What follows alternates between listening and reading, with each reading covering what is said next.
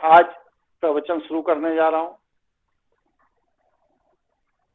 आज हम लोग अभी तक जो चर्चा कर रहे हैं वो नाद साधना पर कर रहे हैं।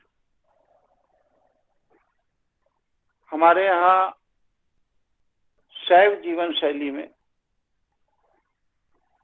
चिंतन और कार्य का तरीका एकदम अलग है। वैष्णव जीवन शैली में चिंतन और कार्य का तरीका एकदम अलग है।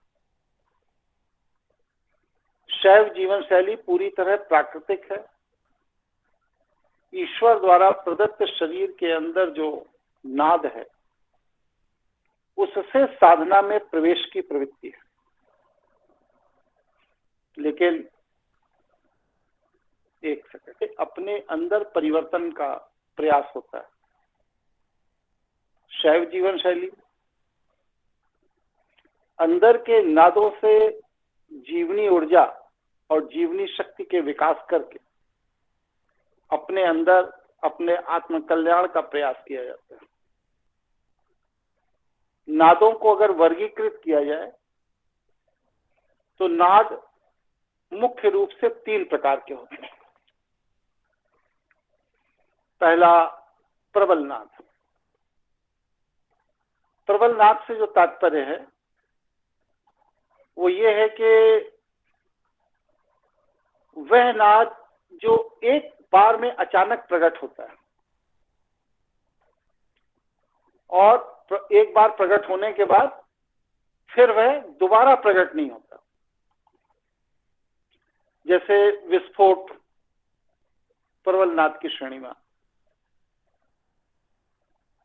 कहीं कोई चीज फट गई, एक सिलेंडर फट गया, कोई बम फट गया, देखो कौन आ गए टहलते हुए।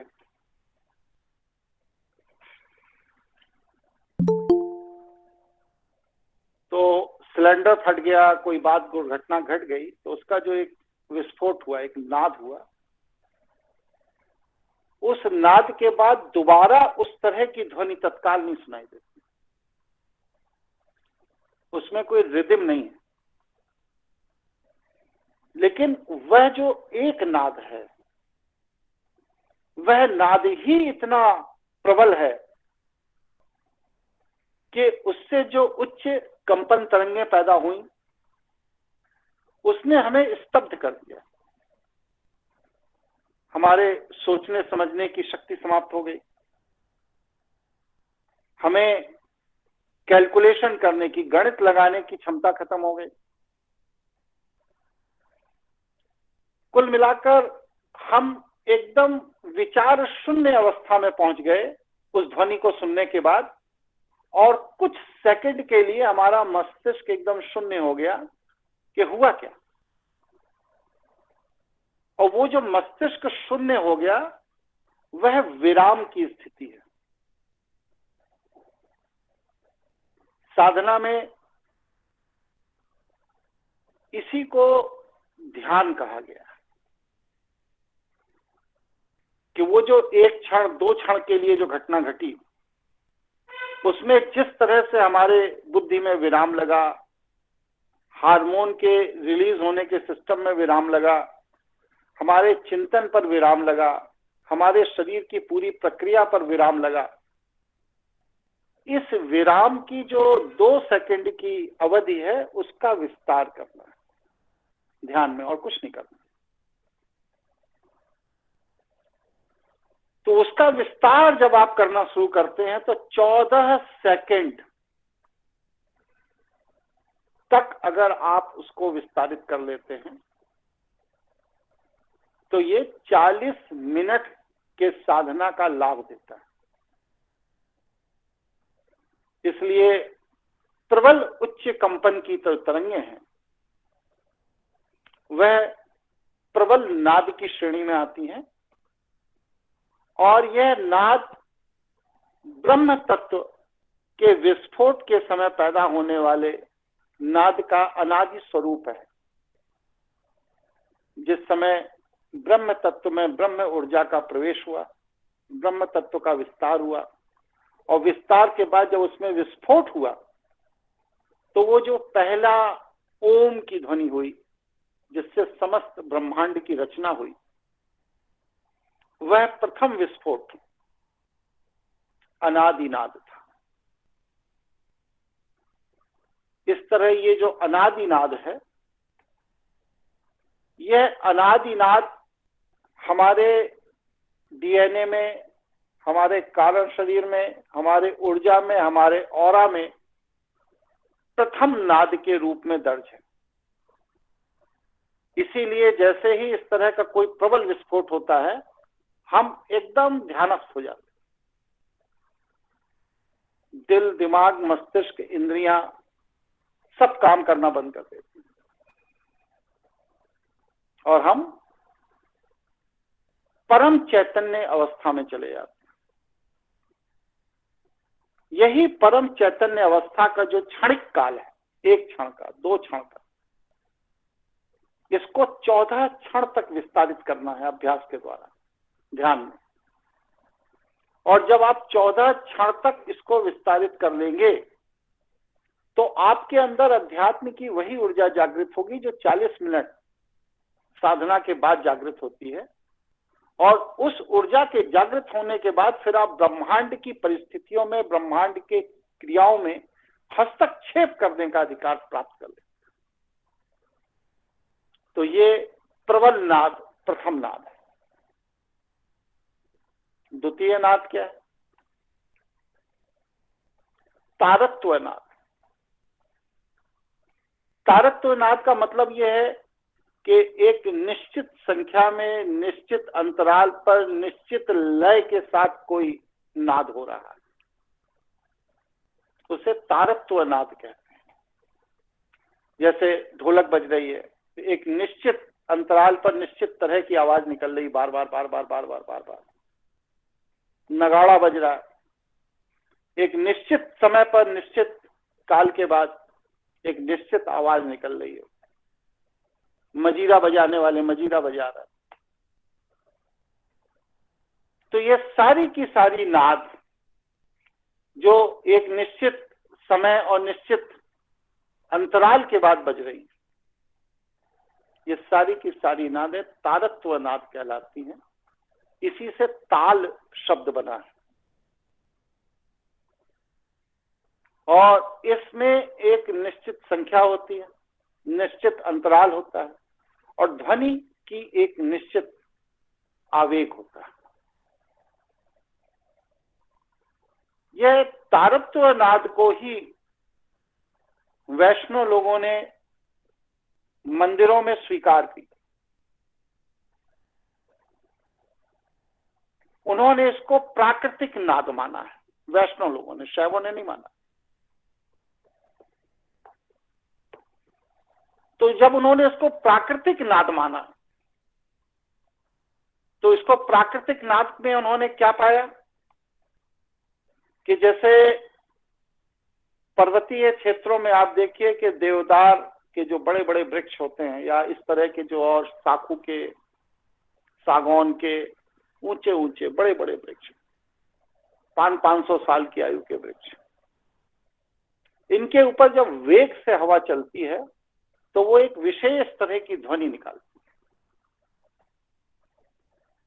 है। उस ध्वनि को पैदा करने का प्रयास किया है वैष्णव लोगों ने शंख के माध्यम से।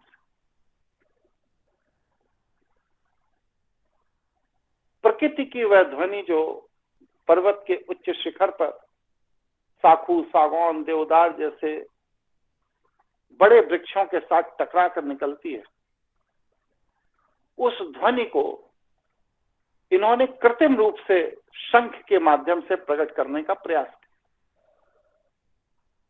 इसी तरह पर्वतीय क्षेत्रों में जल बहता है, कलकल छलछल जो बह रहा है, उसको बहुत ध्यान से आप सुनेंगे तो उसकी जो ध्वनि है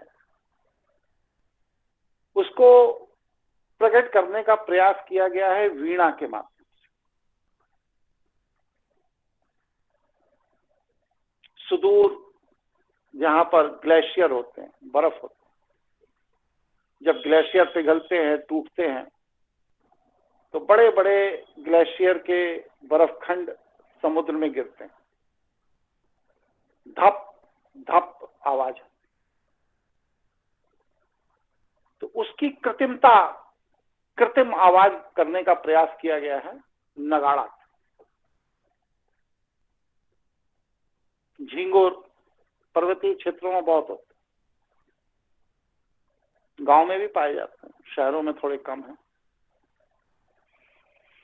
तो झींगुर एक अपनी रिदम में रात के समय सूर्यास्त होने के बाद एक आवाज करते, विशेष आवाज करते,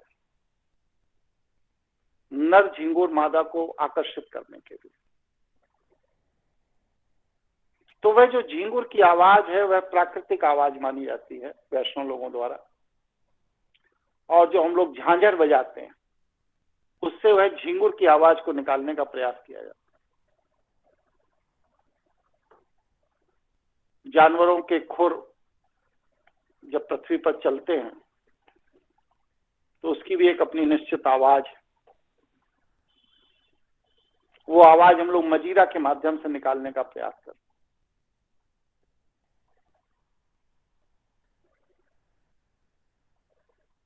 और जो प्रबल नाद है, विस्फोट नाद,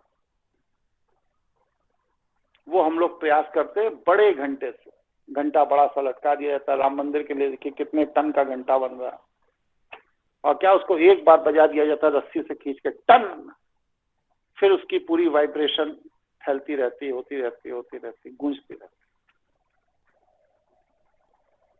तो वैष्णव मंदिरों में जो उपासना के समय विभिन्न ध्वनि पैदा करने का स्वरूप बनाया गया, ये वाह प्राकृतिक ध्वनि को कृत्रिम रूप से मंदिरों में पैदा करने का प्रयास किया गया। लेकिन शैवों में ऐसा नहीं। शैव का कहना यह है कि प्रकृति अपने रिदम, अपने ध्वनि, अपने तरीके से चल रही है, उसमें किसी के नकल करने की कोई आवश्यकता नहीं। प्रकृति में जिस तरह की जो भी ध्वनि है वह सारी ध्वनि आपके अपने अंदर हो रही है। आपके अंदर घंटा भी बज रहा है, आपके अंदर ढोलक भी बज रही है, आपके अंदर वीणा भी बज रही है, आपके अंदर झांझर भी बज रहा है, मजीरा भी सब बज रहा है आपके अंदर, अलग अलग हिस्सों में बज रहा है शरीर के। क्योंकि हमारी एकाग्रता कम है, हम ध्यानस्थ नहीं हैं, इसलिए हमें ये आवाजें सुनाई नहीं देती। तो इन आवाजों को सुनने के लिए कहीं बाहर जाने की जरूरत नहीं है, ना ही बाहर किसी भी तरह की कोई ध्वनि पैदा करने की जरूरत है। ये सारी ध्वनि आपके अंदर ही है। इसलिए आप ध्यानस्थ होकर उस ध्वनि को सुनना शुरू करें तो आपके शरीर के अंदर से प्रत्येक तरह की ध्वनि निकलने लगेगी, सुनाई देने लगेगी। उसको अंतस नाद कहा गया, अंतस नाद। और जो आदमी अपने ध्यान के द्वारा अपने अंतस नाद में जितनी गहराई तक उतरता है, वो साधक उतना गहरा साधक होता चला जाता है। इसलिए हमें कहीं बाहर भटकने की जरूरत नहीं है। शैव साधना में सारी तरह की ध्वनि हमारे अंदर है, बस हमें अपने में ध्यान लगा करके उस ध्वनि को अंदर ही सुन लेना है। बाहर किसी भी ढोलक, मजीरा, नगाड़ा, शंख, झांझर आदि का कोई इंतजाम करने की आवश्यकता नहीं है। तीसरा जो नाद है वो है गुणता नाद। गुणता नाद का तात्पर्य है जो गुणात्मक रूप से बढ़ता है। वाइब्रेशन जिसमें होता है, गुंजन, कंपन या तरंग रूप में जो नाद बढ़ता है। बौद्धों का आप देखिए एक ठो वाउल लिए रहते हैं और उसके ऊपर लकड़ी के ऊपर ऐसे ऐसे उसको घुमाते रहते हैं, और वह घुमाने के कारण जो कंपन होता है वह कंपन धीरे धीरे धीरे धीरे एक ध्वनि के रूप में प्रकट होने लगता है और बढ़ता चला जाता है, बढ़ता चला जाता है, इतना ज्यादा बढ़ जाता है कि वह पूरे के पूरे वातावरण को कंपायमान कर देता है। तिब्बत में जब गौतम बुद्ध नहीं थे, बौद्ध का जन्म नहीं हुआ था, उसके पहले से तिब्बत में इस तरह के नाद को पैदा करके ध्यान करने की व्यवस्था चली आ रही थी। ये कंपन क्यों किया जाता है? ये कंपन बस सिर्फ इसलिए किया जाता है कि प्रकृति के बाहर के और दूसरे कोई भी नाद हमें सुनाई ना दे, इसलिए अपने आसपास इस तरह का गुंजन नाद पैदा कर लिया जाता है कि बाहर के किसी भी नाद की आवाज हमारे तक ना पहुंचे। इसी को बात को बौद्धों ने तिब्बत के साधकों से अपनाया और इसको उन लोगों ने गुंजन गति साधना कहा। नाद और नृत्य ये दोनों एक दूसरे के पूरक। नाद प्रकृति में जो हो रहा है और जो नाद हमारे शरीर के अंदर हो रहा है, इन दोनों के मध्य में तारतम्य को स्थापित कर देना, यही साधना की पराकाष्ठा है। प्रकृति के नाद और अपने शरीर के नाद की ट्यूनिंग अगर आपने सही बिठा ली तो आपका प्रकृति से जुड़ाव हो जाता है, प्रकृति से संवाद शुरू हो जाता है और उसमें जितनी एक्यूरेसी आती चली जाएगी प्रकृति पर आपका उतना कंट्रोल होता चला जाएगा और अंततः आप प्रकृति पर नियंत्रण प्राप्त करने के अधिकारी हो जाएंगे, बस सिर्फ नाद साधना से। कोई प्रश्न, कोई जिज्ञासा किसी के मन में हो तो पूछ लीजिए, फिर आगे बढ़ा जाए। शिवाय हेलो, आवाज आ रही है गुरुजी? बोलिए। गुरुजी, आपके अभी तक के व्याख्यान से ये समझ आया है कि जितने भी मानव निर्मित वाद्य यंत्र हैं, ढोलक है, मजिरा है, नगाड़ा है, ये प्राकृतिक आवाजों का कृत्रिम रूप है जो वैष्णव द्वारा बनाया गया। ये आप समझ आ रहा है, ठीक है। लेकिन भगवान शिव का डमरू किस चीज का प्रतीक है? क्या वो किसी प्राकृतिक आवाज का कृत्रिम रूप नहीं है क्या? भगवान शिव का जो डमरू है ये हमारे हृदय स्तर अनाहत चक्र के नाद का प्रतीक है, क्योंकि यहीं से शिव सत्ता की शुरुआत होती है ऊपर की तरफ। अनाहत हृदय स्थान कैलाश चक्र, ये विशुद्ध चक्र कंठ स्थान नीलकंठ चक्र, फिर इसके बाद तालु और तालु के बाद फिर नासिका, फिर नासिका के बाद आज्ञा, आज्ञा के बाद ब्रह्मांड, फिर व्योम चक्र। तो ये कैलाश चक्र का जो नाद है उसको प्रतीक रूप में डमरू के रूप में शिव भक्तों ने स्वीकार किया है। ये एक वाह नाद है, डमरू की आवाज। लेकिन डमरू की जो आवाज है ये हमारे शरीर के अंदर पहले से हो रही है, जिसको हमने बाहर कृत्रिम रूप से माना। और बाहर जो नगाड़े की या ग्लेशियर की आवाज है या और जो दूसरी आवाजें हैं, उनको वैष्णव लोग बाहर की आवाज को कृत्रिम बनाकर अपने अंदर प्रवेश करा रहे हैं साधना के लिए। शैवों में क्या है कि हमारे अंदर पहले से वो नाद मौजूद है और हम उस नाद को बाहर की तरफ ले जा रहे हैं। भगवान शिव ने मात्र 4 वाद्य यंत्रों का निर्माण किया। पहला वाद्य यंत्र डमरू, जिसको उन्होंने स्वयं आत्मसात किया। पिछले एपिसोड में मैंने बताया पृथ्वी तत्व करना, हृदय स्थान। दूसरा नाद वीणा, ये हमारे नाभि में जो आंतों में जल का संचरण होता है, उस नाद का प्रतीक है। तीसरा सरगम, जो बजाई जाती है। तानपुरा उंगली से बजाया जाता है, और तानपुरे को जब डोरे से बजाया जाता है तो सरगम हो जाता है। अग्नि तत्व का यंत्र है। यह सरगम की जो ध्वनि है, यह हमारे पैंक्रियाज और लीवर की ध्वनि है। इसके बाद चौथा यंत्र बांसुरी, जो भगवान कृष्ण को भेंट स्वरूप दी थी भगवान शिव ने।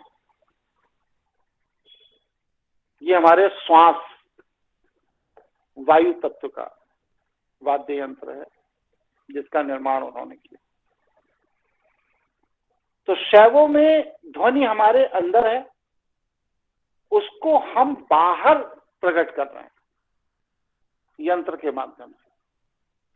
वैष्णव में ध्वनि बाहर है, प्रकृति में है, अंदर नहीं है।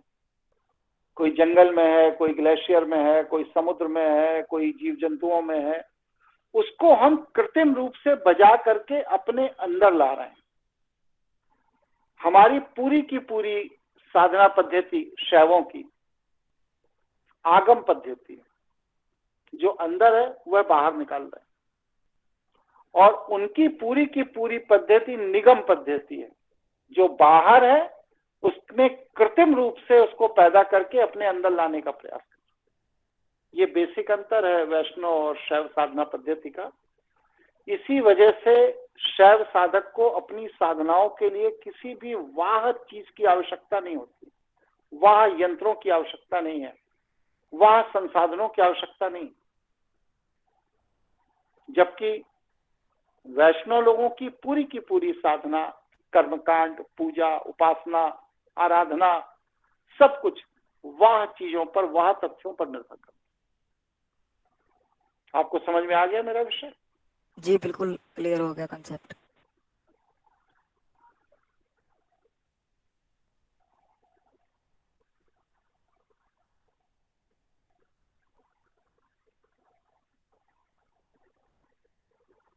नाद और नृत्य, ये दोनों अन्योआश्रित हैं। नाद के बिना नृत्य संभव नहीं, और अगर नृत्य नहीं है तो नाद की उपयोगिता नहीं। मैंने बताया कि सृष्टि में जो भी कुछ है, जिसमें भी जीवन है, जिस पर भी ईश्वर का अंश उपस्थित है, वह सब नृत्यवान है, और जो नृत्यवान नहीं है वह प्रकृति की निगाह में मर चुका है। हमारे यहाँ नृत्य की जो पद्धति चलन में है, ये वैष्णव द्वारा विकसित की गई पद्धति है, शैवों की नहीं। शैव पद्धति बस सिर्फ एक ही है, अभी हम बताएंगे आगे कौन सी।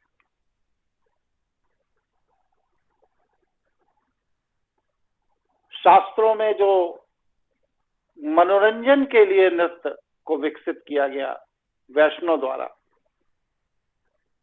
इस नाचने गाने का, नचवाने गवाने का शौक सबसे ज्यादा इंद्र को था। कामी, विलासी, कुकर्मी, बलात्कारी, षड्यंत्रकारी, कितनी भी उपाधि उसको दी जा सकती। उसने नृत्य को दूषित किया, नृत्य को मनोरंजन का विषय बनाया, जबकि नृत्य नाद का वह पवित्र अंश है जो मनुष्य की ऊर्जा शक्ति को बढ़ाता है, जीवनी शक्ति को विकसित करता है। उस ऊर्जा शक्ति और जीवनी शक्ति को बढ़ाने वाला जो ज्ञान था, जो कला थी, उसको इंद्र ने मनोरंजन के लिए विकसित करने को कहा और देवताओं ने अलग अलग तरह के नृत्यों को विकसित करने के लिए उस समय के जो नृत्यांगनाएं थी और शास्त्रीय संगीत के मर्मज्ञ थे, उनको इस कला को मनोरंजन के लिए विकसित करने पर सबसे ज्यादा दबाव डाला। परिणाम यह हुआ कि 8 शास्त्रीय नृत्य विकसित हुए।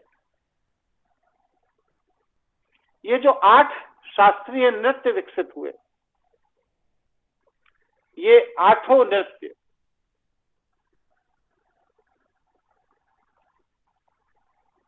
प्रकृति के स्वाभाविक अवस्था के विपरीत, क्योंकि नाद प्राकृतिक और नृत्य अस्वाभाविक,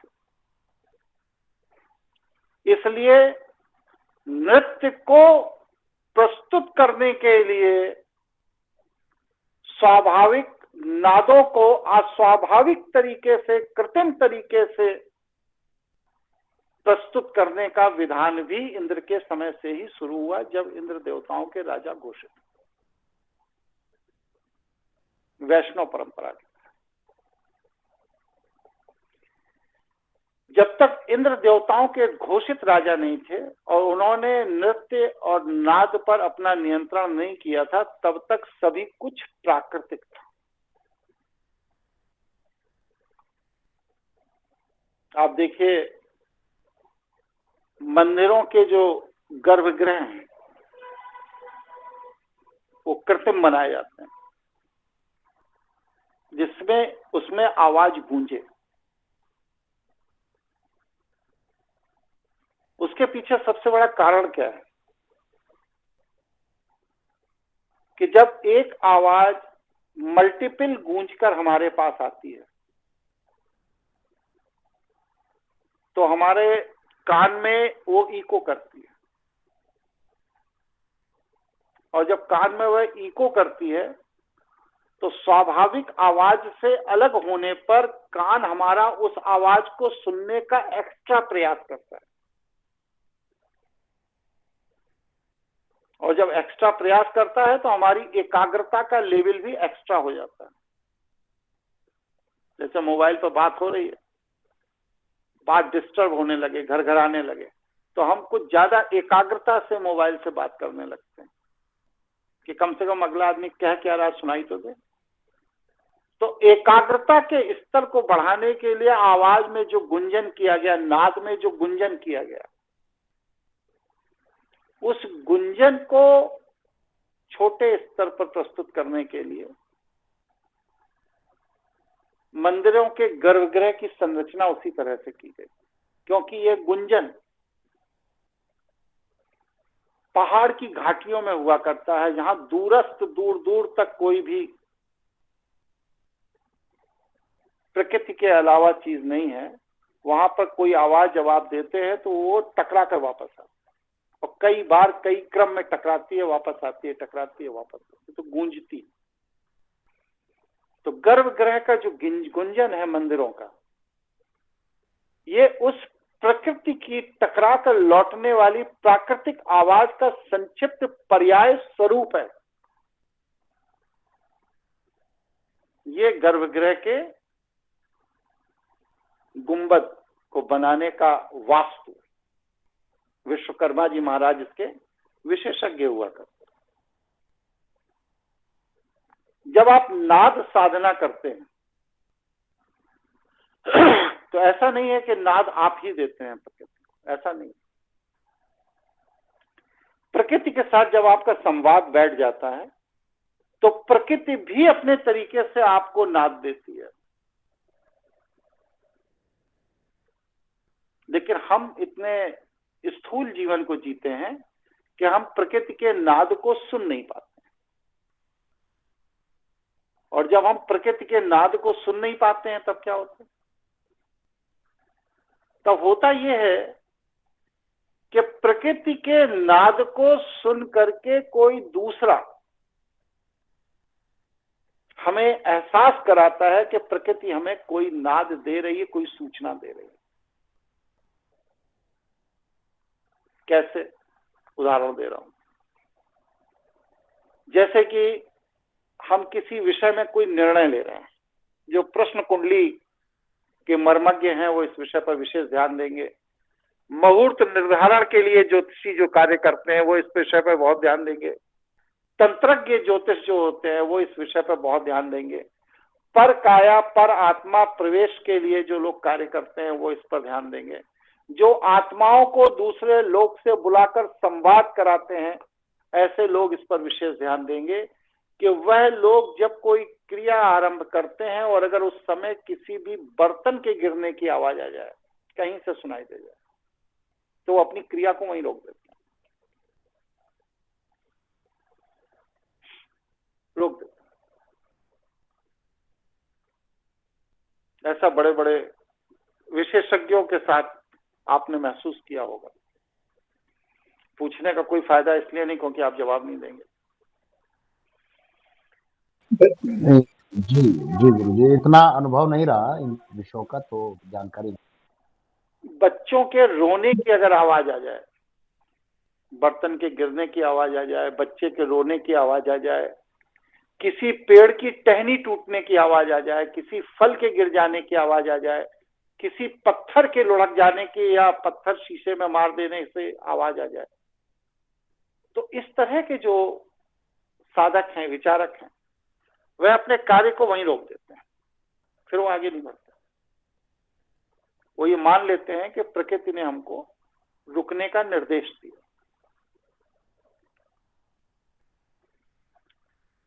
यात्रा में हम जा रहे हैं, अक्सर आपने सुना होगा कि भाई यात्री जो घर से निकल रहा है यात्रा के लिए, उसको पीछे से आवाज नहीं देनी चाहिए, सुनो नहीं करना चाहिए। सुनना सुनाना जो है वो निकलने के पहले कर लीजिए। लेकिन भारतीय समाज में 99% महिलाओं को पति से काम तब याद आता है जब वो जूता उता पहन के गेट खोलकर बाहर निकलने वाला होता है। ये जो पीछे से आवाज दी जाती है, ये आपके आगे के विकास को रोक देती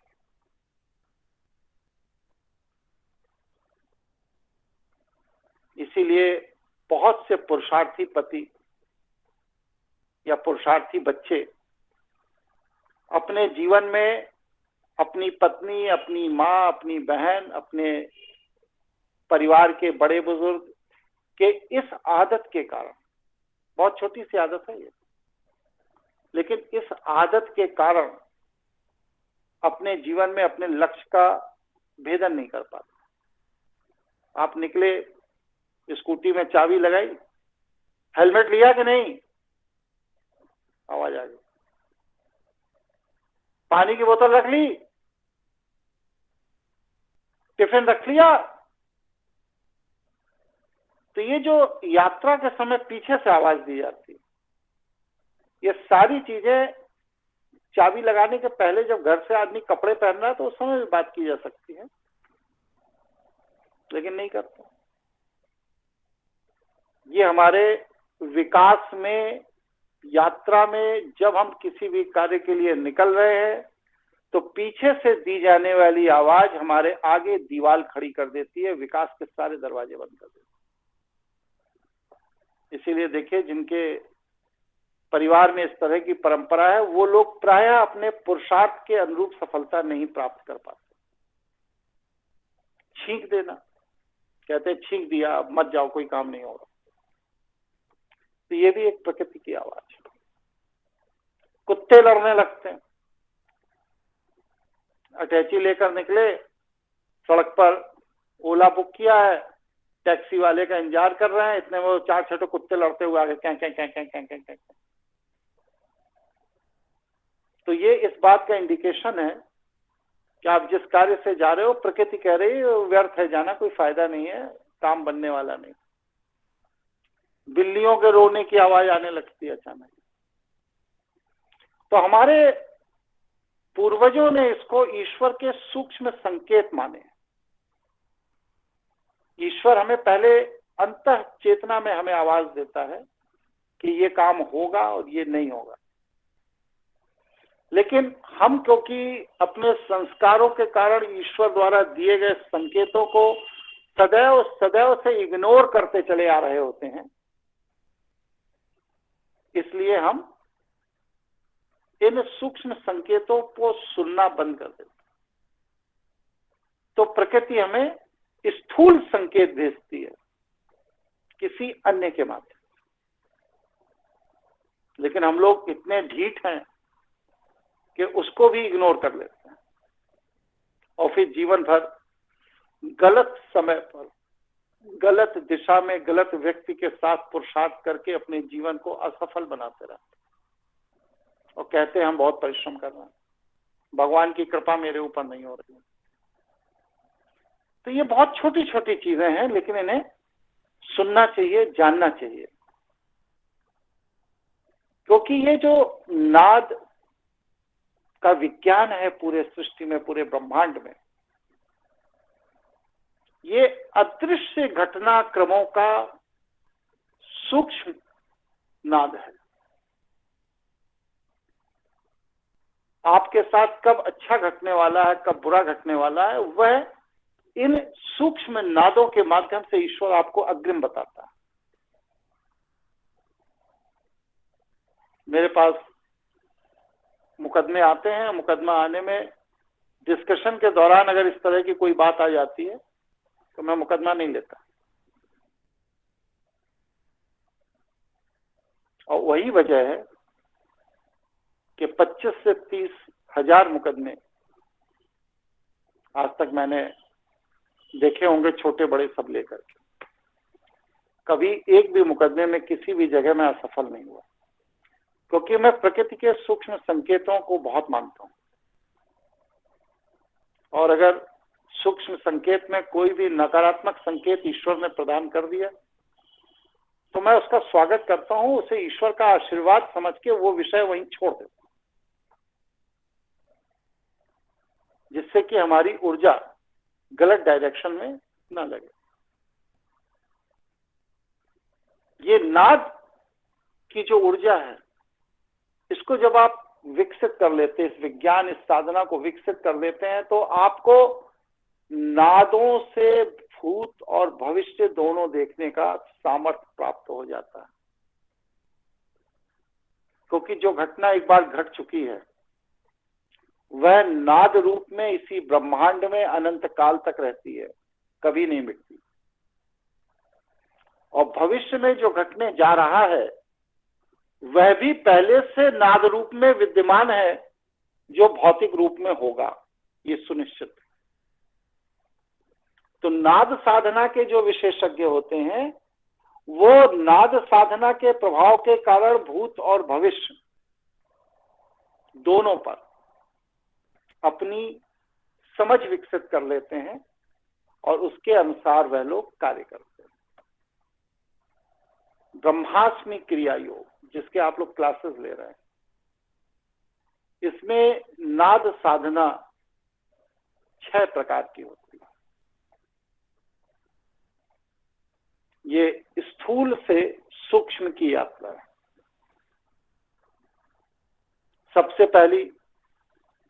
सबसे पहला प्रकार निगम नाद, वाह नाद साधना, जिसमें आप कह सकते हैं कि ये जगत का कोलाहल जो चारों तरफ घट रहा है, चारों तरफ से जो आवाजें आ रही हैं, जगत का कोलाहल जिसको हम कान से सुनते हैं, ये वाह नाद है। इसके बाद दूसरे नंबर की आंतरिक नाद, जिसको सुनने के लिए किसी कान की जरूरत नहीं, सभी नादों में बस सिर्फ वाह नाद, जगत का कोलाहल सुनने के लिए बस कान की जरूरत होती है, बस बाकी और किसी भी नाद में कान की कोई उपयोगिता नहीं है, कोई आवश्यकता नहीं। ये आंतरिक नाद, ये हमारे शरीर के अंदर जो नाद निकल रहे हैं, जो ध्यान से प्राप्त होता है, कान की जरूरत नहीं। ध्यानस्थ होइए, वो नाद आपको सुनाई देने लगेंगे। शरीर का कोलाहल है वो। इसी तरह ब्रह्मांड में कोलाहल हो रहा है, उसे ब्रह्मनाद कहते हैं। और ब्रह्मांड का जो कोलाहल है वो कैसे पता चलता है?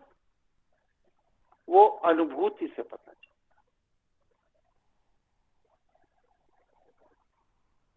वाहनाद, आंतरिक नाद और ब्रह्मनाद, तीन हो गए।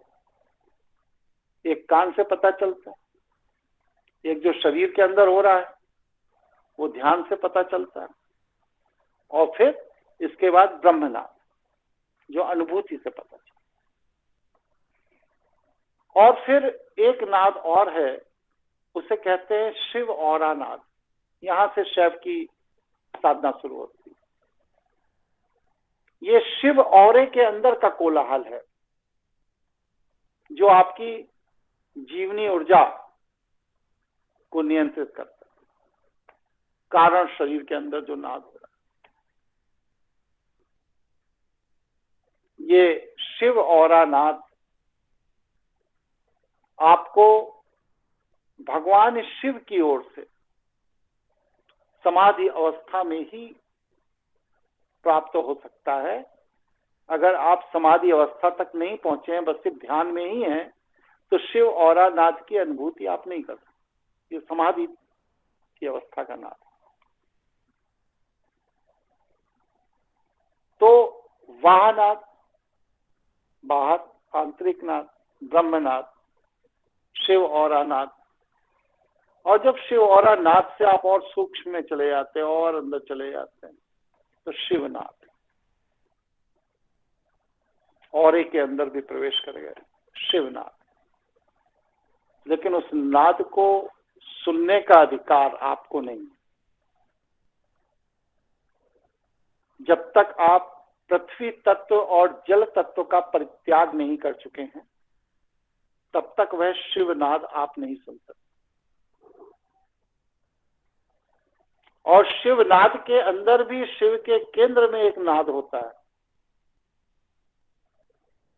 वह नाद आप तभी सुन पाते हैं जब आप पृथ्वी तत्व, जल तत्व के साथ अग्नि तत्व को भी छोड़ देते हैं और आप विशुद्ध रूप से वायु और आकाश तत्व के अनुगामी हो जाते हैं।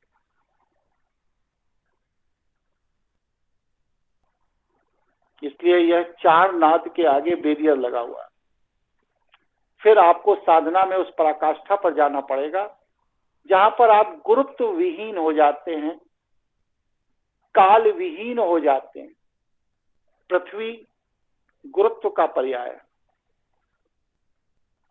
जब आप पृथ्वी तत्व को समेट लेते हैं अपने अंदर, उसका प्रभाव आपके ऊपर खत्म हो जाता है, तो आप वायु गोचर करने लगते हैं। कहीं से कहीं भी आ सकते हैं, जा सकते हैं। आपके ऊपर गुरुत्वाकर्षण का प्रभाव बंद हो जाता है।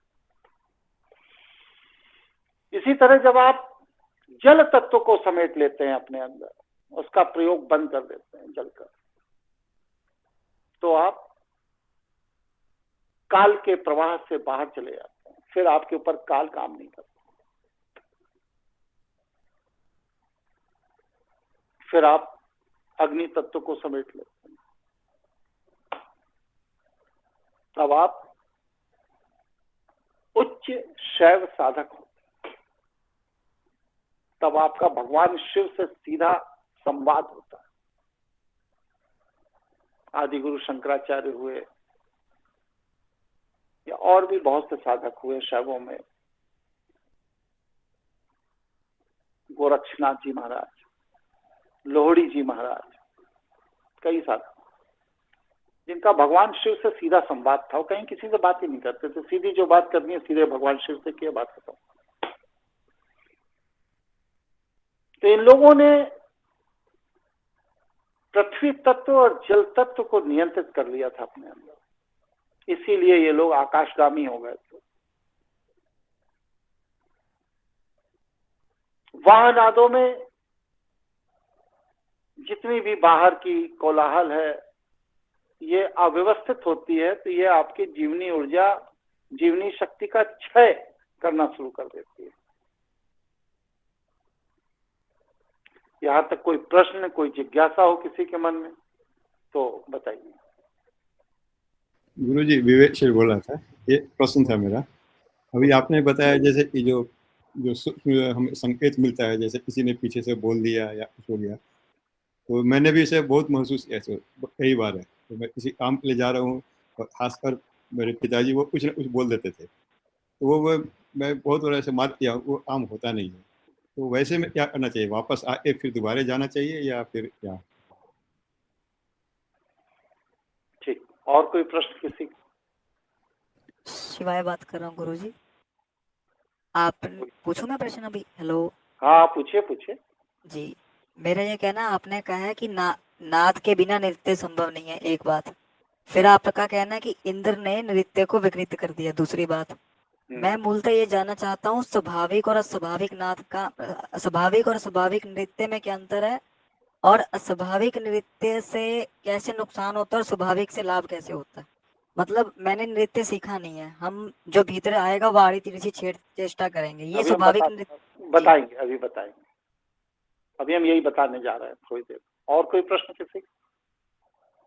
गुरुजी प्रणाम, बलजीत बोल रहा हूँ। एक प्रश्न है गुरुजी, जैसे आपने कहा कि अभी जो रात में जैसे कुत्ते या तो रोने लगते हैं या बिल्ली भी रोती है, तो या ये भी कोई संकेत देती है क्या प्रकृति आपको?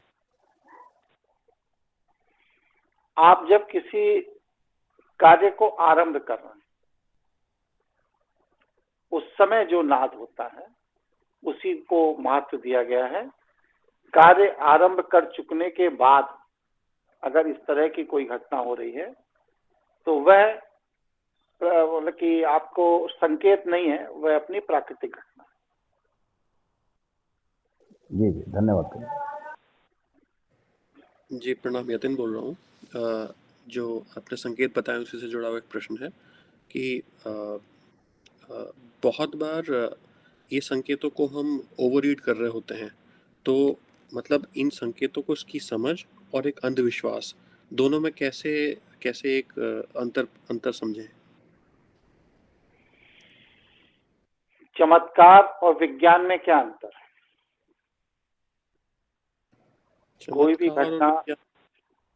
भी घटना के जब होने का कारण हम समझ लेते हैं तो वह विज्ञान है जी। और जब किसी भी कारण के होने का कारण हम नहीं जान पाते तो हम उसे चमत्कार मान लेते हैं। जबकि प्रकृति में जो भी कुछ हो रहा है वो कार्य और कारण की व्यवस्था के तहत हो रहा है। कार्य और कारण को जब हम नहीं समझ पाते हैं तो हम उसे अंधविश्वास मान लेते हैं, क्योंकि जो लोग इनको अंधविश्वास कहते हैं उन्हें खुद अपने आप पर कोई विश्वास नहीं होता, उनका बौद्धिक स्तर इतना विकसित नहीं होता भौतिकता की हापादापी में कि वह प्रकृति के संकेतों को समझ सके, और उसका खामियाजा भी उठाते हैं वो लोग। दूसरा, हम शैव जीवन शैली, प्राकृतिक जीवन शैली के अनुयायी हैं। हमें शैतान, पिशाच, जिन्न, इनकी ऊर्जाओं से काम नहीं करना है, भगवान शिव की ऊर्जा से काम करना है। और जो लोग शैव ज्ञान को अंधविश्वास कहते हैं, ये ज्यादातर वह लोग हैं जो पैशाचिक जीवन शैली में जीने वाले लोग हैं, जो अपने कार्यों की सफलता और कामना के लिए कबाला जैसे तंत्रों का सहारा लेते हैं, क्योंकि ये लोग पिशाच अनुयायी होते हैं, शैतान अनुयायी होते हैं। तो ये पिशाच और शैतान अनुयायी जो भी होगा वो हमेशा शैव अनुयायियों के ईश्वरीय संकेत को अंधविश्वास ही कहेगा, क्योंकि वह जानता है कि ईश्वर के इस संकेत को अगर इस व्यक्ति ने समझ लिया तो तो हमारी जो पैशाचिक योजना है ये उससे सतर्क हो जाएगा। इसलिए आप उनकी पैशाचिक योजना में फंस जाएं, इसलिए वह प्रकृति के ईश्वरीय संकेत को घोषणा करके अंधविश्वास कह देते हैं, जिससे कि आप उसे अंधविश्वास मानकर असंवेदनशील हो जाए, प्रकृति की व्यवस्था के विपरीत चले जाएं और उससे उन्हें लाभ हो जाए। जी ठीक है जी जी, धन्यवाद। यही गुरुजी पैशाचिक संस्कृति वाले जब तिब्बत जाते हैं ना, तो वहां से उसी तरह जान बचा के भागते हैं, जैसे कि बकरे को पता चल जाता है कि मेरी मुंडी कटने वाली है, तो वो कसाई की दुकान से जान बचा के भागता है। ये थोड़ा और बताया जी इस बारे में, ये तो बढ़िया किस्सा बताया आपने। तिब्बत में ऐसा क्या है जी? हाँ मैं बता रहा हूँ, काला जादू आप लोगों ने सुना है? जी जी जी सुना है गुरुजी। ये तंत्र का क्षेत्र है, वैसे आपको ब्रह्मास्मि में नहीं बताना चाहिए, तंत्र का क्षेत्र। काला जादू क्या होता है कि हमारे यहाँ बड़े बड़े नेताओं की हत्याएं काला जादू से होती है, चाहे वह जवाहरलाल नेहरू रहे हों या और भी नाम है। इसमें होता यह है कि एक पुतला बनाया जाता है, तंत्र विधान है। उस पुतले को एक नाम दिया जाता है, जैसे मान लीजिए योगेश कुमार मिश्रा, आपने एक पुतले को नाम दे दिया और वह पुतला आपने बना दिया। उस पुतले को बना देने के बाद आप योगेश कुमार मिश्रा की जीवनी ऊर्जा का एक अंश योगेश कुमार मिश्रा से खींच करके उस पुतले में प्रवेश कर देते हैं। इसका विधान है, जब तंत्र के क्लासेस में लूंगा तो आपको सिखाऊंगा कि ये कैसे किया जाता है। तो जीवनी ऊर्जा का एक अंश जीव से खींच करके उसमें प्रवेश कर दिया जाता है पुतले के अंदर। अब उस पुतले की अपनी प्राण प्रतिष्ठा हो जाती है। इसके बाद भेड़ या बकरा को काटकर शुद्ध कॉटन कपड़े को उसके खून में डुबो दिया जाता है। 2-2.5 लीटर जो खून निकलता है उसके अंदर उसमें डाल देते हैं और उसके बाद अपनी एक क्रिया है वो करते हैं, और करने के बाद उस कपड़े को उस खून से निकालते हैं और निकाल करके उस पुतले के ऊपर डाल देते हैं। वह खून जैसे जैसे कपड़े का सूखता जाता है, वैसे वैसे वह व्यक्ति जिसका जीवनी ऊर्जा का अंश उस पुतले में प्रवेश कराया गया है वो मृत्यु की तरफ बढ़ना शुरू कर देता है। 14 मिनट 14 सेकंड 14 घंटे 14 दिन या 14 पक्ष या 14 महीने में वह व्यक्ति धीरे धीरे धीरे धीरे करके अपनी पूरी की पूरी जीवनी ऊर्जा खो देता है और मरता नहीं है, मृत प्राय दिखने लगता है, जिसको भ्रमवश लोग मरा हुआ समझ के ले जाकर शमशान में फूंक देते, मरता नहीं हो। अगर कोई अच्छा तांत्रिक हो तो उस व्यक्ति के अंदर जो जीवनी ऊर्जा का अंश उस पुतले में डाला गया है, वहां से अगर वह उस अंश को वापस खींच लाए और फिर वापस इस व्यक्ति के शरीर में प्रवेश करा दे तो ये व्यक्ति पुनर्जीवित हो सकता है। ये काला जादू का पैशाचिक तंत्र योग है और इसमें पिशाच की ऊर्जा सबसे ज्यादा काम करती है। पिशाचों को वह व्यक्ति भोजन के रूप में दे दिया जाता है। पैशाचिक ऊर्जाएं उस व्यक्ति के शरीर में उस जीवनी ऊर्जा के साथ प्रवेश कर जाती हैं जो उस पुतले के अंदर है और वह जितना पुतले को खाती जाती हैं उतना वह शरीर उस व्यक्ति का अंदर से खाता चला जाता है। ये तंत्र विधा, मारण प्रयोग किया जाता है। अभी वो कौन लड़का जुड़ता है, शिवाय जुड़े हो? जी गुरुजी बताइए। पुतले का प्रयोग हुआ था, देखा तुमने? जी बिल्कुल सत्य कह रहे हैं, इसी भांति जैसे आप बता रहे हैं। अपनी अनुभूति बताइए लोगों को कि कैसे क्या हुआ और कैसे आपको मैंने उस प्रयोग से बचाया, बताइए। जी मेरे एक परिचित हैं, ठीक है, तो उनके घर में आपसी विवाद रहता है, ठीक है, जिसका कारण उनके कोई रिश्तेदार उन पर तांत्रिक क्रिया करते हैं। तो उनके घर पर गुरुजी के माध्यम से पुतला बनवाकर मैंने वहां स्थापित करवा दिया था, और गुरुजी ने अपनी जीवनी ऊर्जा से, तांत्रिक ऊर्जा से उसमें प्राण प्रतिष्ठित कर दिए थे। तो उसके बाद क्या था कि जैसे ही कोई तांत्रिक हमला होता था वो उस पुतले पे रूपांतरित हो जाता था, जिससे वो परिवार उससे घटना से बच जाता था। इस तरह से उस पुतले के शरीर में छाले पड़ जाते? जी हाँ, 2-3 दिन या 4 दिन के पास 2-3 हमले होने के बाद वो बिल्कुल मृतप्राय हो जाता था, बिल्कुल उसकी सूरत बदल जाती थी, जो सामान्य फोटो दी जाती है। ऐसा नहीं है कि वो जैसे जिस तरह का पुतला है ये स्वाभाविक अवस्था में उस तरह का नहीं हो सकता था, क्योंकि एक और ट्रायल करने के लिए मैंने उसको एक और बनाकर अपने घर में भी रख लिया था उसी तरह का। तो दोनों में बहुत ज्यादा भिन्नता थी, जो कि वो तंत्र के प्रभाव से हुई थी वहां पर। जी गुरु। पुतले के अंदर कीड़े पड़ जाते हैं। बलजीत जी जी गुरुजी। इस तरह के पुतले के तंत्र की अनुभूति तुमने की? हाँ गुरुजी, मेरे पिता पे भी हो चुका है, और आपने जितना भी तंत्र के माध्यम से मैंने आपसे जाना है, मेरी स्वयं की शक्ल बदलने लगती है जब भी कोई घातक हमला होता है।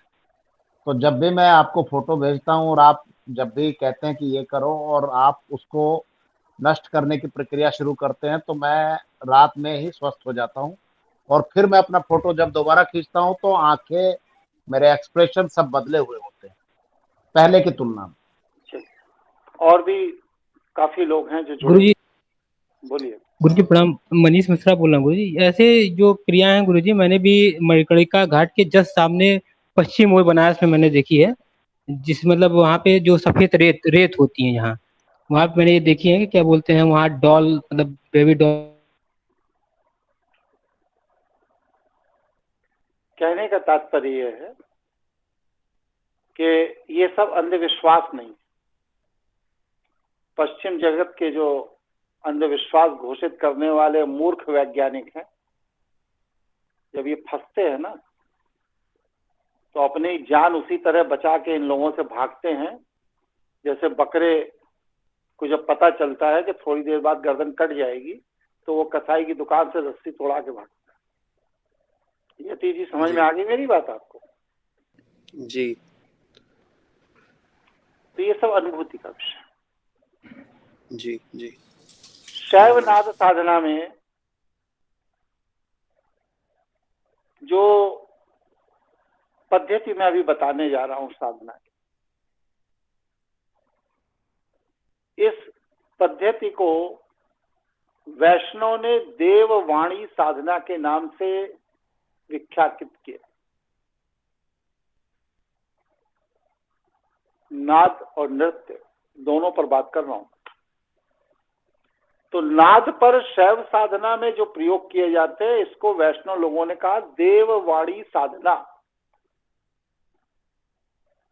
ईसाई लोग जो चंगाई सभाएं करते हैं तो देखते होंगे आप, उसमें बहुत से लोग चीखते हैं, चिल्लाते हैं, ये करते हैं, वो करते हैं, एक्टिविटीज करते हैं। तो ये जो चंगाई सभा में जो ये साधना की जाती है जिसके बाद आदमी अपने को स्वस्थ महसूस करता है, ये शैव नाद साधना का ही विकृत स्वरूप है। ईसाई इसको कहते हैं ग्लासोलालिया, और ग्लासोलालिया पर बाइबल में बड़ा डिटेल से इस विज्ञान के विषय में लिखा हुआ है, शैव नाद साधना के विषय में, ग्लासोलालिया के नाम से। ग्लासो इनफैक्ट एक यूनानी शब्द जिसका अर्थ है परम आनंद का स्वर। और ये शैव नाद साधना को जीसस क्राइस्ट, ईसा मसीह ने भारत आकर यहाँ के तिब्बत के साधकों से सीखा था। जब ईसा मसीह भारत आए थे तो 13 वर्ष की आयु थी उनकी, और जब वो यहाँ से गए 16 साल बाद, तो 29 वर्ष की आयु में उन्होंने भारत छोड़ा। और इसके बाद क्रूस पर चढ़ा दिए जाने के बाद उनके सेवक उनको क्रूस से उतार लाए। उतार के लाने के बाद तीसरे दिन जब वह पुनर्जीवित हुए, मतलब कि बेहोशी से बाहर आए, तो उनके शिष्य उनको लेकर फिर वापस भारत आ गए। और जम्मू कश्मीर राज्य में आज भी उनकी मजार बनी हुई है, ईसा मसीह। इसलिए ईसा मसीह का 13 साल से लेकर के 29 साल की आयु तक के जीवन परिचय का कोई भी रिकॉर्ड बाइबल के अंदर दर्ज नहीं, क्योंकि उस समय उन्होंने साधनाओं को आकर के हिमालय में, तिब्बत में सीखा था। ग्लासोलालिया शैवनाथ पद्धति मूलतः हिमालय के सांग्रीला घाटी की मुख्य साधना पद्धति का एक अंश है। सांग्रीला घाटी के विषय में कभी अभी हम जब आपको बताएंगे व्योम साधना, तो उसका सांग्रीला घाटी से क्या संबंध है ये हम बताएंगे। बाइबल के ओल्ड टेस्टामेंट जो यहूदियों द्वारा लिखा गया था उससे अलग हट गया, ये न्यू टेस्टामेंट में आ गया। तो न्यू टेस्टामेंट में ग्लासोलालिया का महत्व 30 जगहों पर बताया गया, 30। इस साधना पद्धति से कैसे करना है, इसका क्या लाभ है, इसका वर्णन 30 जगह पर बाइबल में आता है। ये ग्लासोलालिया देववाणी, जिसे वैष्णव ने कहा, और हम शैव कहते हैं नाद साधना, ये सबसे मौलिक और सबसे सरल साधना। इसमें कुछ नहीं करना। ये साधना में आपको किसी भी अवस्था में, जरूरी नहीं है कि आप बैठे, आप लेट भी सकते हैं, आप खड़े भी हो सकते हैं, आप आधे लेटे आधे बैठे भी हो सकते हैं, किसी भी अवस्था। बस अपने को बाहर से समेट के अंदर की ओर साधना में प्रवेश करना है। बस आपके अंदर से स्वाभाविक नाद निकलने शुरू होंगे, स्वाभाविक नाद, क्योंकि आपकी नाड़ियों में जो ब्लॉकेड है, 72,000 नाड़ियों में जो ब्लॉकेड, आपके कामनाओं के कारण, आपकी वासनाओं, आपके संस्कारों, आपके पूर्वाग्रहों के कारण, उन ब्लॉकेट को खोलने के लिए हमारे अंदर से एक ध्वनि निरंतर ईश्वर की प्रेरणा से निकलती रहती, निरंतर निकलती रहती है। लेकिन हम संवेदनशील नहीं है अपने शरीर को लेके, इसलिए हम उस ध्वनि को सुनते नहीं, अभिव्यक्त नहीं करते। जब आप शैवनाद साधना में प्रवेश करते हो, एकदम स्वाभाविक अवस्था में आप बैठ जाते हैं, कोई ध्वनि नहीं, कोई आवाज नहीं, कोई विचार नहीं, सब कुछ शून्य है। तो उस स्थिति में आपके अंदर से आवाज स्वतः निकलनी शुरू होती है, और ये जो निकलती हुई आवाज है, ये वह नाद है जो आपके नाड़ियों के ब्लॉकेट को खोलता है। आप देखते हैं छोटे बच्चे हैं, बैठे रहते हैं, जिन्हें संसार का भी बहुत ज्ञान नहीं है, वो बैठे बैठे आ करने लगते हैं। या कुछ बच्चे हैं करने लगते हैं। जी। तो ये जो छोटे बच्चे हैं, ये जो आ ई उ के पो जो भी कर रहे हैं, वो हमें लगता है कि ये बचपना है, मजाक कर रहे हैं, खेल रहे हैं। ऐसा नहीं, ये वो ग्लासोलालिया साधना कर रहे हैं, शैव नाद साधना कर रहे हैं। वो अपनी नाड़ियों के ब्लॉकेट को खोलने का प्रयास कर रहे हैं, जो उनके पूर्व जन्म के सच्चे संस्कारों के प्रभाव के कारण उनके शरीर में उनको कष्ट दे रहा है। आप स्वयं बैठिए, परिवार में मत बैठ जाइए, तो पत्नी पागल खाने से गाड़ी बुला लेगी, रस्सियों में जकड़ के आप पागल खाने चले जाएंगे। पागल खाने के पागलों की एक्टिविटी भी आप देखिए क्या है, तरह तरह की ध्वनि निकालते रहते हैं।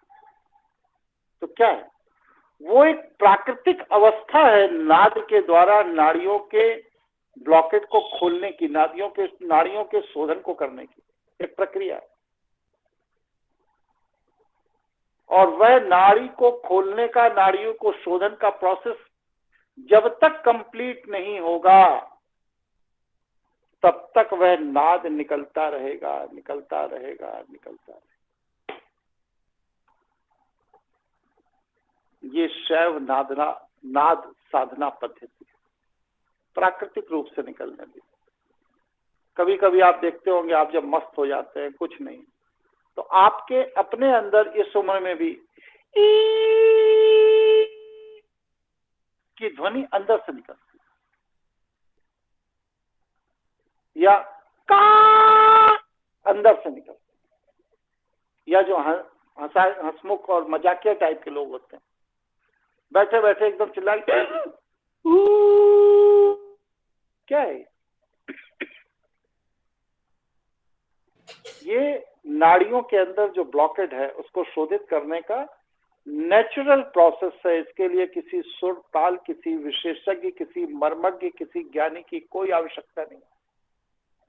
ये ग्लासोलालिया जो बाइबल में लिखा गया, जिसको वैष्णव लोगों ने देववाणी कहा और शैवों ने इसे नाद साधना पद्धति कहा, ये वही है और कुछ नहीं। कुछ कोई माइक बार बार ऑन कर रहा, बताइए क्या जानना चाहते? जी नहीं, बस मैं हुंकारे भर रहा था, हाँ हूँ, ताकि एक संवाद बना रहे। तो ये जो जी, हाँ, ये गुरुजी जो अभी आपने बताया, ये मेरे साथ बहुत होता है। हमारी माँ पागल बोलती है कि तुम पागल हो, तो उस पर खैर ध्यान नहीं देता क्योंकि माँ है, बाहर का हो। लेकिन घर में हमारे साथ ऐसा बहुत होता है, जैसे बैठे बैठे कुछ छींके तो आवाज इस तरह निकली, या बन बन के निकालता नहीं हूँ, निकल जाती है, मतलब ये पक्का है। तो निकालनी चाहिए, आप निकालते नहीं है, यही तो समस्या है। अगर इस तरह का कोई नाद स्वाभाविक अवस्था में प्रकट हो रहा है तो उसको निकालना चाहिए। समाज हमारे मानसिक रोग का कारण है।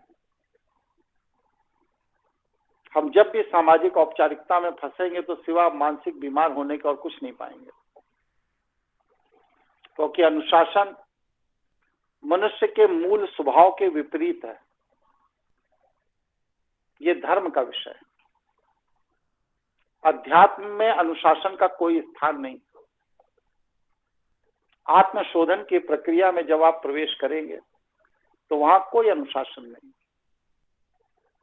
इसलिए अगर इस तरह का भाव कभी निकलता है, अब पता लगे लेटे लेटे लेटे अंदर से आवाज,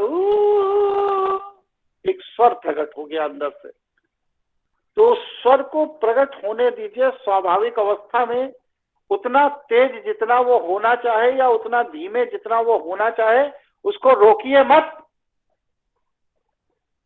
क्योंकि जीवनी ऊर्जा जब विचरण कर रही है आपके शरीर में तो वो देख रही है कि आपके नाड़ी में फला स्थान पर जो ब्लॉकेट है, इस ब्लॉकेट को इस स्वर के द्वारा खोला जा सकता है।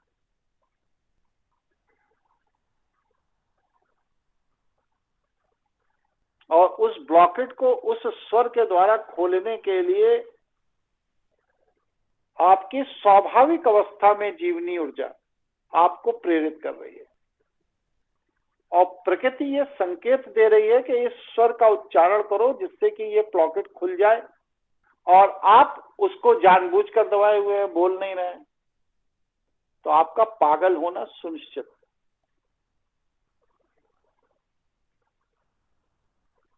मेरा विषय समझ में आया आप लोगों को? जी गुरु जी। जी गुरु जी। इसमें प्रश्न ये बनता है कि उस स्वर को जीवा के माध्यम से मैनिफेस्ट होने से क्या असर पड़ेगा? क्योंकि ना निकलेगा उसमें ना जीवा की जरूरत है, ना दांत की जरूरत है, ना तालू की जरूरत है, ना कंठ की जरूरत है, कोई जरूरत नहीं, वो स्वाभाविक आवाज है। जी।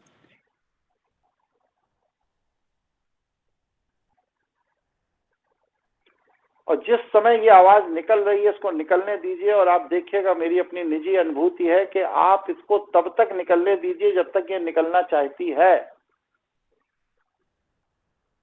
10 मिनट, 12 मिनट, 15 मिनट, इससे ज्यादा नहीं निकलेगी।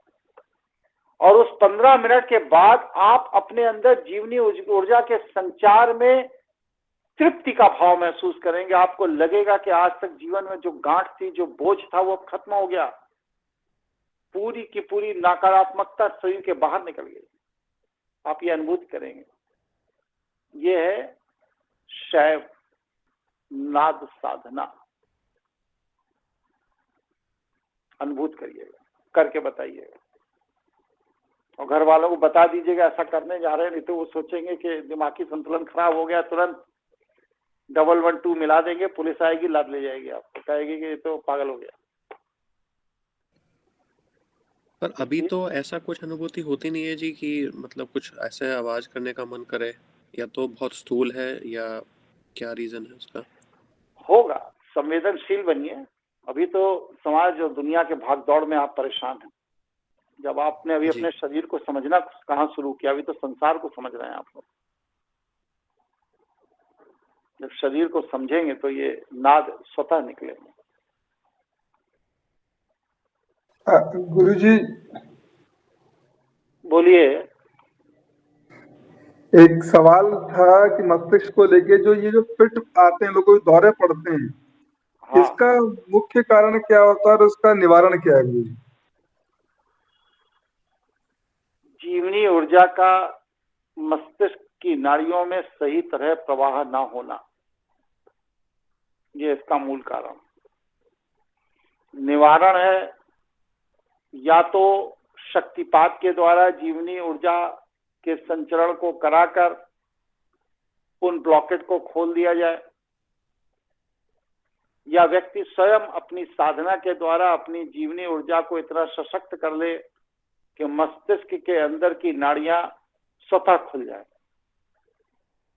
दवाइयां जितनी भी एलोपैथी में हैं या अन्य पद्धतियों में हैं, ये आपकी जीवनी ऊर्जा के प्रवाह को नहीं बढ़ाती हैं, ये उन नाड़ियों का बाईपास बना देती हैं। ब्लॉकेट अपनी जगह मौजूद होता है, लेकिन आप बगल से निकल जाती है जीवनी ऊर्जा, जो कि एक अस्थायी इलाज है।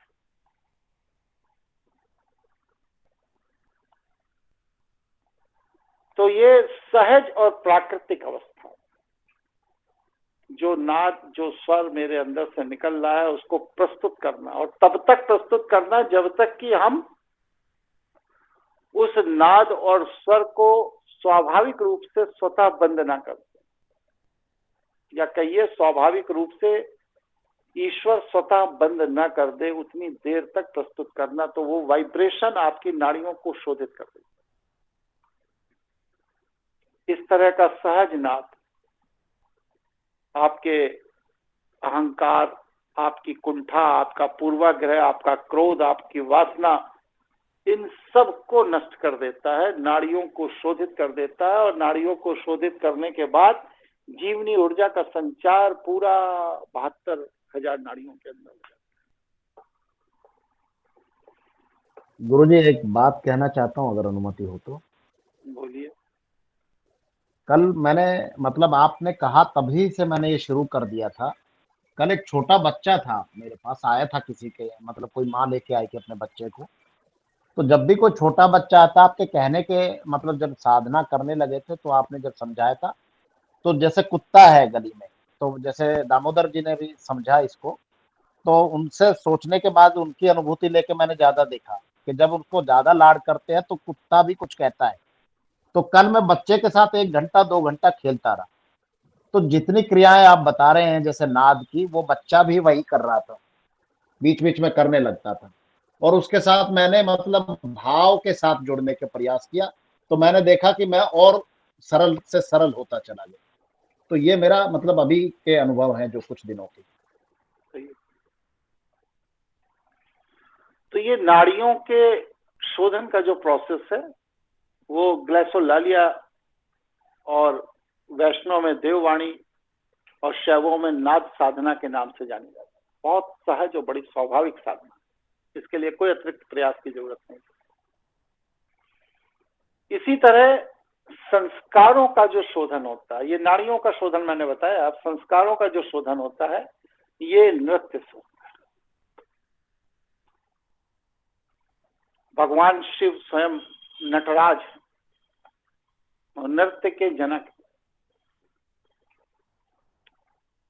तो अगर आपको अपने संस्कारों में कोई प्रॉब्लम महसूस हो रही है, कोई विकार आपको बार बार घेरता है, आप बहुत जल्दी जल्दी क्रोधित हो जाते हैं, बार बार लोभ आपको आकर्षित कर रहा है, लालच आकर्षित कर रहा है, वासनाएं आकर्षित कर रही हैं, कामनाएं आकर्षित कर रही हैं, तो ये सारे संस्कारगत दोष हैं जो जन्म जन्मांतर से आप ढोते चले आ रहे। इन जन्म जन्मांतर से ढोते चले आने वाले संस्कारों को नष्ट करना है, जलाना है, क्षीण करना है, समाप्त करना है, तो आपको नटराज साधना में प्रवेश करना पड़ेगा। नाद के बाद नृत्य की साधना में प्रवेश करना पड़ेगा। और यह नाद के बाद जो नृत्य की साधना है, ये क्या है? ये आपको आपकी आंतरिक क्षति जो संस्कार, किसका माइक ऑन है भाई? डिस्टर्ब मत किया करिए आप लोग, मतलब मुझे बड़ी उलझन होती है। सबकी राय हो तो मैं ये बंद कर दूं, ये जो ज्ञान विज्ञान जो मैं बताता हूँ शैवों का, नहीं पसंद है आप लोगों को, अगर इसी में आनंद आता है तो इसको बंद कर दो। नहीं गुरुजी, बंद मत कीजिए ना। तो आप लोग तो सुधरेंगे।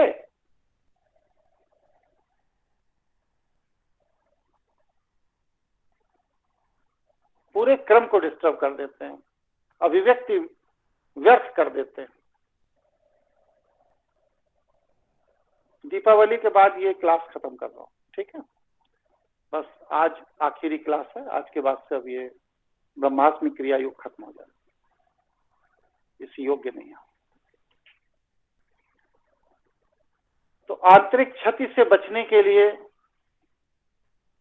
जो नृत्य विधान दिया गया है प्रकृति में, वह व्यक्ति को नटराज साधना से प्राप्त होता है।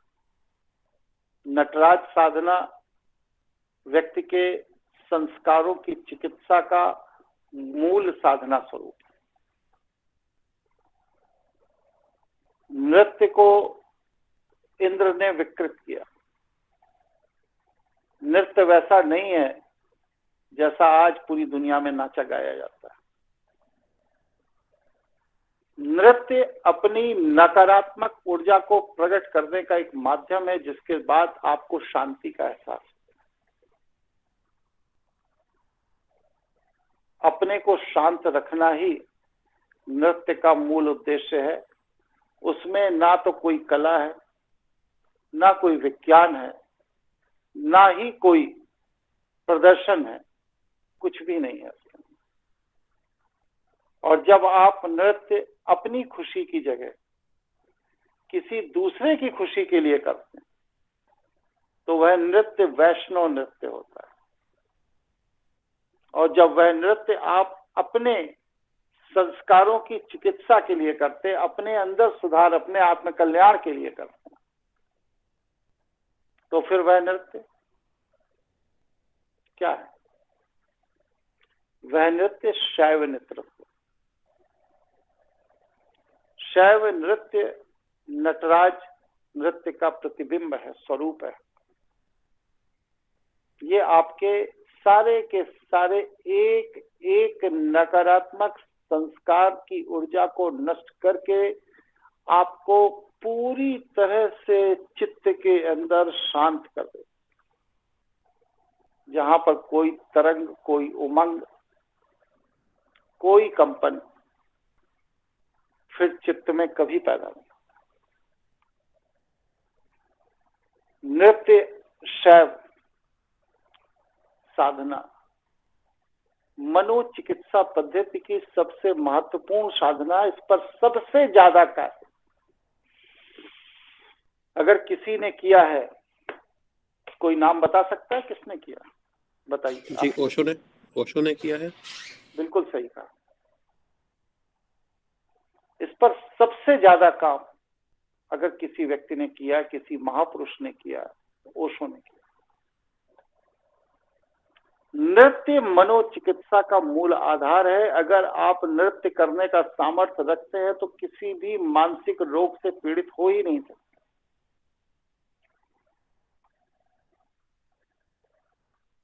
यह नृत्य शैव चिकित्सा पद्धति का जो अंश था, इसको वैष्णव राजाओं ने अपने विलासिता और मनोरंजन का साधन बना दिया। नृत्य और संगीत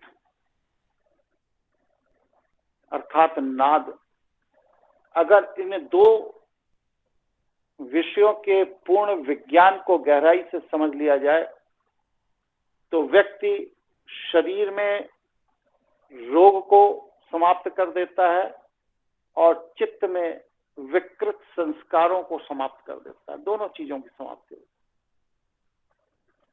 है। नृत्य वो कला है जो बिना किसी हिंसा के आपकी आंतरिक ऊर्जा को जीवनी ऊर्जा में परिवर्तित कर दे। नृत्य आत्म संतोष की कला है। बहुत सामान्य सी बात है कि नृत्य को विश्व की सभी जीवन शैलियों में स्वीकृति प्रदान की गई। इस्लाम जो कि नृत्य के खिलाफ है, वहां भी सूफी संत नृत्य करते हैं। यहां पर सूफियों का इस्लाम से विरोध है। सूफी नृत्य साधना मूलतः शैव नृत्य साधना ही है, जिसको देश काल परिस्थितियों में थोड़ा परिवर्तित कर दिया गया। सूफियों की जो नृत्य साधना है, ये आत्मकल्याण और आत्मशोधन का प्रतीक है। कश्मीर में किसी जमाने में जब इस्लाम का विकृत स्वरूप कश्मीर की घाटियों में नहीं पहुंचा था, तब पूरी दुनिया से लोग कश्मीर में सूफी नृत्य साधना के द्वारा अपना मानसिक इलाज कराने आया करते थे। वहां का प्राकृतिक सौंदर्य, वहां की आबो हवा, वहां के कलाकार, वहां के संत, वहां का परिवेश पूरी दुनिया के लिए मानसिक चिकित्सा का केंद्र था, जिसे अंग्रेजों ने आकर नष्ट कर दिया और कालांतर में धर्म का विषाक्तता इतनी बढ़ा दी कि सूफी जीवन शैली के द्वारा जो नृत्य साधना वहां सिखाई जाती थी, करवाई जाती थी, वह विज्ञान ही वहां विलुप्त हो गया कश्यप ऋषि के क्षेत्र में। इसीलिए शास्त्रीय संगीतों में जो नृत्य आधारित शास्त्रीय नृत्य हैं, उन 8 नृत्यों में मूल 2 नृत्य सभी भावों को प्रकट कर देते हैं, 8 भावों को प्रकट कर देते हैं। पहला भाव कौन सा है? तांडव नृत्य, शिव का प्रतीक। और दूसरा है लास्य नृत्य, जो पार्वती का प्रतीक। तांडव नृत्य और लास्य नृत्य का जब सहयोग बनता है तो वहीं से व्यक्ति अर्धनारीश्वर की साधना में प्रवेश कर जाता है। तांडव साधना व्यक्ति के सारे उग्र विचारों को जलाकर नष्ट कर देती है और लास्य साधना व्यक्ति की सारी कामनाओं और वासनाओं को जलाकर नष्ट कर देती है। तांडव साधना आक्रामक उग्र व्यक्तियों को करनी चाहिए और लास्य साधना लोभी, कामी, कपटी, बेईमान, लफंगे, इस तरह के संस्कारों से भरे हुए लोगों को करनी चाहिए। ये दोनों ही प्रकार की नृत्य साधनाएं मनुष्य के आत्मशोधन, आत्मसंतुलन, आत्म कल्याण की कला है। शास्त्रीय नृत्य 8 तरह के मानवीय विकारों को नष्ट कर देते हैं। क्रोध, घृणा, अहंकार, ईर्षा, हिंसा, द्वेष, वासना, द्वैत, ये तेरा, ये मेरा, ये 8 प्रकार की जो मानव विकृतियां हैं, ये मात्र नटराज नृत्य साधना से समाप्त हो जाती है 40 दिन के अंदर, बस ज्यादा समय भी नहीं लगता। और दोबारा प्रकट ना हो इसके लिए टोटल 6 महीने ये साधना करते, फिर इसके बाद जीवन में कभी इस तरह का विकार आपके अंदर दोबारा पैदा नहीं होगा। इसलिए चाहे वह कथक हो, भारतनाट्यम हो, कथकली हो, मणिपुरी हो, ओडिसी हो, कुचिपुड़ी हो, कुछ भी हो, ये सभी नृत्य साधनाएं अल्टीमेट नटराज साधना या लास्य साधना पर ही आश्रित, वहीं से ये उदित हुई। आज क्षेत्रीय नृत्यों में पूरे के पूरे विश्व में जहां पर भी अभी वैष्णव संस्कृति है, उसमें 276 तरह के नृत्यों का अलग अलग तरह से प्रगटीकरण होता है। लेकिन इन 276 तरह के नृत्यों का प्रगटीकरण का जो मूल आधार है वो बस सिर्फ 2 ही है, तांडव और लास्य, और कुछ नहीं। इन्हीं 2 नृत्यों को वैष्णव राजाओं ने अपने सुख और भोग के लिए विकृत करके बाध्य किया अपने यहाँ के कलाकारों को कि वह उसके अंदर वासना, कामना, हिंसा का जहर घोलकर हमारी विकृतियों को शांत करें। नृत्य अनादिकाल से, जब से मनुष्य इस पृथ्वी पर आया है, तब से शैव चिकित्सा पद्धति का अंश रहा है। नृत्य के सभी तरीके गलत हैं, बस सिर्फ नटराज नृत्य साधना ही सही है, क्योंकि यह स्वाभाविक है, आंतरिक ऊर्जा का संचालन करने का सामर्थ्य रखती है। और शैवों ने इस नृत्य साधना को जो नाम दिया, वह नाम बड़ा रोचक है। इसको पश्चिम के जगत में लातिहन नृत्य कहा गया है, लातिहन नृत्य कहा गया है पश्चिम के जगत, और हमारे यहाँ नटराज नृत्य कहा गया। इसमें कोई रिदम नहीं है, कोई नियम नहीं है, कोई कला नहीं है, बस ये विशुद्ध अंतः चेतना की अभिव्यक्ति। अवचेतन मन के अंदर जो विकृति है, जो संस्कार स्थान बना चुके हैं चित्त में, उनको व्यक्त रूप में अभिव्यक्त करने का माध्यम ये नृत्य कला है, जिसके द्वारा आप उस चित्त के अंदर के संस्कार को वहीं जलाकर नष्ट कर देते। वरना वह संस्कार वहां रहता है तो बार बार आपकी कर्मेंद्रियों और ज्ञानेंद्रियों को अपने पोषण के लिए बाध्य करता है और वह वहीं पर बैठे बैठे आपको पूरी तरह नष्ट कर देता है। लातीहन नृत्य कुंठाओं के ग्रंथियों को खोल देता है।